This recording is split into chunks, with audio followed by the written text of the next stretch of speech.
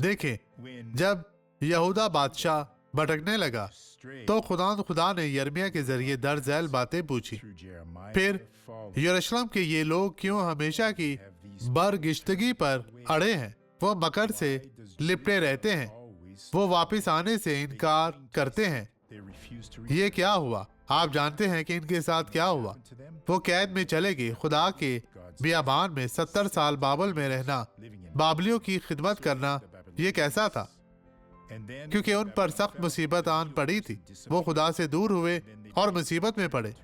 खुदावंद आपको बरकत देना चाहता है, इसके पास वापस आए। अब ये गवाही देखें और बरकत पाएं।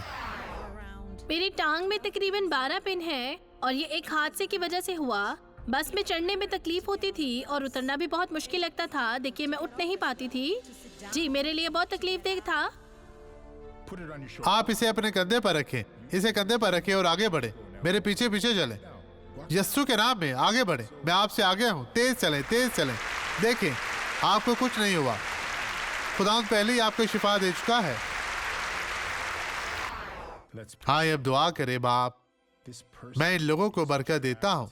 तू इन्हें छू, पाक, साफ और मसा कर और हर तरह की बदी, कमजोरी, बीमारी, मुश्किल परेशानी से निजात दे। मैं इनकी बरकत का ऐलान करता हूँ। तू जो बुजुर्ग और अजीम खुदावंद है, यस्सु के नाम में खुदावंद आपको बरकत दे। आमीन। खुदा के साथ रहें।